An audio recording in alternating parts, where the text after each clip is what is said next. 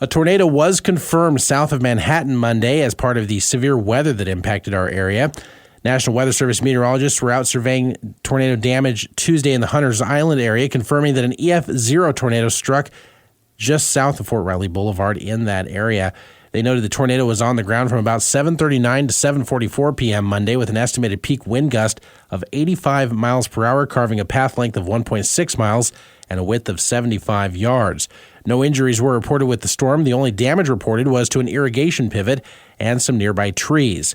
It's the second confirmed tornado in the Manhattan area in less than a week after the April 30th tornado that struck Westmoreland, an EF3 rated storm there that resulted in 1 death and 3 minor injuries.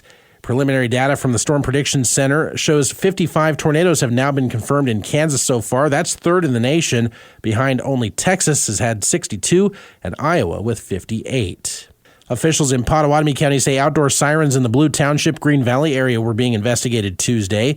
Emergency management officials were performing tests on site, making any necessary repairs. They say the sirens did not sound Monday because St. George was not in the tornado warning polygon. County officials say the sirens in St. George are functioning properly. The Manhattan City Commission unanimously adopted the Beyond Tomorrow Downtown redevelopment plan on first reading at last night's meeting. Commissioners provided some feedback on the development presentation, which will help guide housing, zoning, and commercial regulations within the downtown district over the next 25 years. For the most part, commissioners were supportive of the plan's flexibility for growth. Some items within the plan includes the potential riverfront development and a pedestrian plaza along Points Avenue. Commissioner Peter Opelt weighing in. It's not prescriptive, but it's kind of more imaginative and kind of emphasizing the importance of taking every individual project in context when that time comes. I think it's really important to highlight that.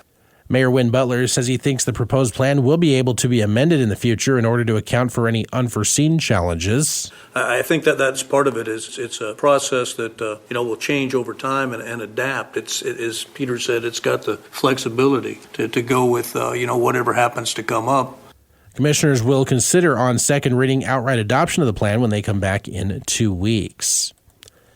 The next phase of construction along Kimball and Dennison is expected to get underway soon. Interim Manhattan City Manager Jason Hildress says the intersection, which is currently only accessible from East Kimball Avenue and South Dennison, will soon be closing to all traffic. After graduation for K-State, we will move into no access from the east. Currently, you can come on Kimball from Tuttle Creek Boulevard and turn south on Dennison. You won't be able to do that. You'll have to turn at North Manhattan after that weekend. We will then work throughout the summer with the goal of, by the third week in August, being able to open up that intersection to traffic. Now, the project won't be completed by that point, but he says it should be done enough to handle traffic for K-State football games. When finished, the intersection will be able to handle 7 lanes of traffic, including double left turn lanes for both east and westbound traffic on Kimball, along with controlled access points at K-State Rowing and at the Foundation Building. USD 383 and the Riley County Health Department have partnered once again for the 9th year of Camp Kindergarten. The program spans 4 weeks during the month of June.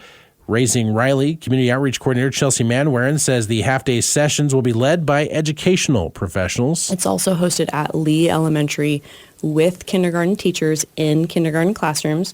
So those kiddos get to kind of dip their toe into the kindergarten experience, and it definitely helps with a lot of the numeracy, the phonemic awareness, the stuff that they will cover in kindergarten, and giving those kiddos early exposure to that. Teachers in the area have experienced an enhanced readiness in children that attend programs like Camp Kindergarten for kindergarten readiness. The registration for the free camp is open until May 15th. You can find out more at newsradiokman.com. Flint Hills Discovery Center Director Susan Adams has announced her retirement. Adams announced Monday her last day will be May 23rd after spending 12 years with the Discovery Center, including the last 8 as its director. Under her watch, the Discovery Center saw unprecedented growth and success. As a sales tax and revenue bond project and the signature piece of Manhattan's South End redevelopment, the Discovery Center led to the current district, which features hotels, shopping, and the Manhattan Conference Center, as well as the future Museum of Art and Light. Over her 8 years as director, Adams oversaw the Discovery Center's continued growth as an attraction, with attendance growing by more than 50% and the number of Discovery Center members more than doubling. In fact, just last year, the Discovery Center hit record highs with over 95,000 total attendees, representing a $3.2 million annual economic impact on the city. A public retirement reception for Adams is planned for 3 o'clock on May 23rd. Good morning, I'm Mitch Fortner with sports. Kansas City Chiefs wide receiver Rashee Rice is a suspect in alleged assault that injured a man at a Dallas nightclub earlier this week. Officers were dispatched early Monday morning to a nightclub after reports of an assault.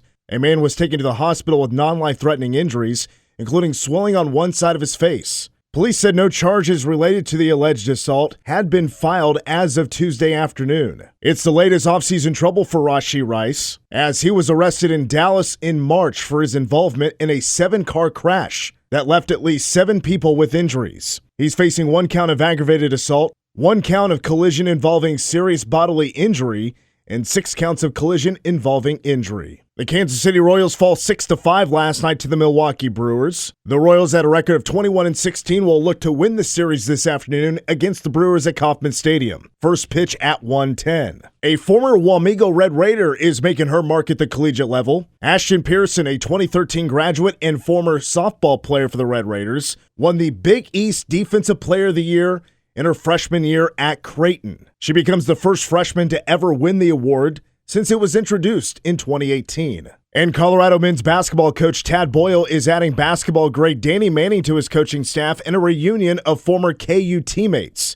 Boyle and Manning spent a season together with the Jayhawks in 1984 and 1985. The addition of Manning comes as the Buffaloes prepare to rejoin the Big 12. I'm Mitch Fortner with sports.